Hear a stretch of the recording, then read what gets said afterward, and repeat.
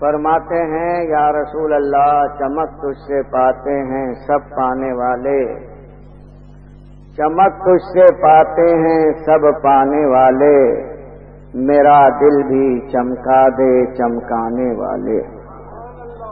چمک تجھ سے پاتے ہیں سب پانے والے، میرا دل بھی چمکا دے چمکانے والے۔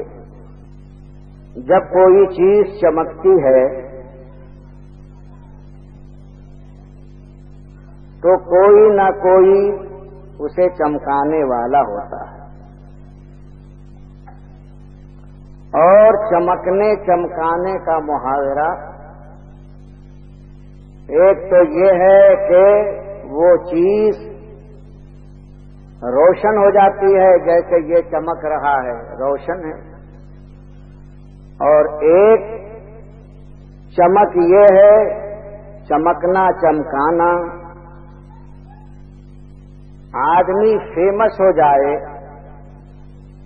اس کا نام سب جاننے لگیں تو لوگ کہتے ہیں اس کا نام تو آج کل چمک رہا ہے، اس کا نام روشن ہو گیا ہے، حالانکہ وہاں نہ اس کے جیسی کوئی چمک، نہ ریفلیکشن، نہ لائٹ، لیکن مشہور ہو جانا، نامور ہو جانا، یہ بھی چمک کے معنی میں بولا جاتا ہے۔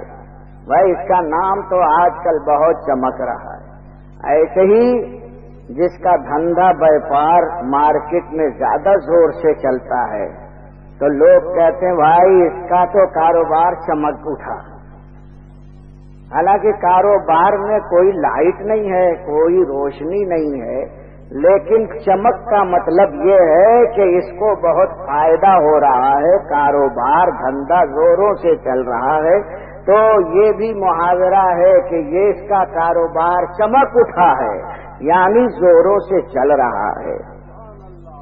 اسی طرح سے علم اگر ہے، کسی کا علم جیسے اعلی حضرت کا علم، تو کہیں گے اعلی حضرت کا علم تو چمک رہا ہے، اعلی حضرت کا علم سب پر روشن ہے۔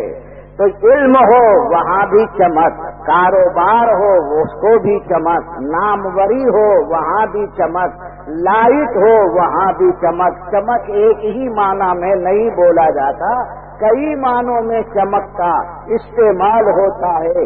امام احمد رضا نے کسی ایک چمک کا تذکرہ نہیں فرمایا، بلکہ فرماتے ہیں چمک تجھ سے پاتے ہیں سب پانے والے۔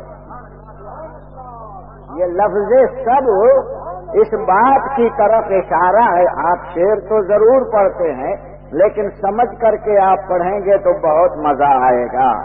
چمک تجھ سے پاتے ہیں سب پانے والے۔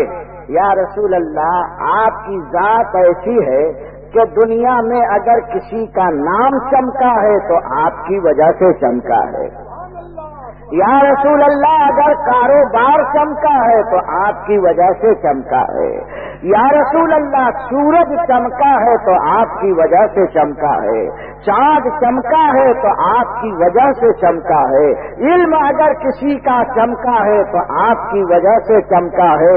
جس طرف چمک دمک دیکھیے مصطفیٰ کی چمک دمک ہے، اور یہ کوئی شاعرانہ تخیل نہیں ہے، یہی حقیقت ہے کہ جس کے ذریعے سے لوگوں کا نام روشن ہو، کام چمکے، علم بڑھے، وہی سب کو چمکانے والا ہے۔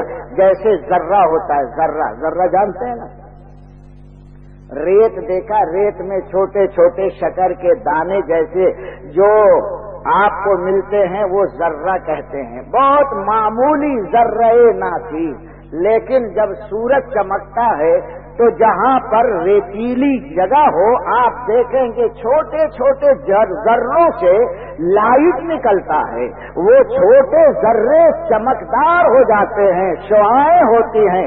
حالانکہ ذروں میں چمکنے کی طاقت نہیں ہے، چمکانے والا سورج ہے۔ جب سورج کی کرن پڑتی ہے تو فرق اتنا ہے کہ یہ چھوٹے ذرے ہیں لیکن ان کا دل صاف ستھرا ہے۔ अगर इस पर कालिख लगा दिया जाए, कीचड़ डाल दिया जाए, तो वो जर्रा गंदा हो जाएगा, मुकद्दर उसका सीना हो जाएगा। सूरज का अक्स पड़ेगा लेकिन जर्रे का कलेजा चमकेगा नहीं।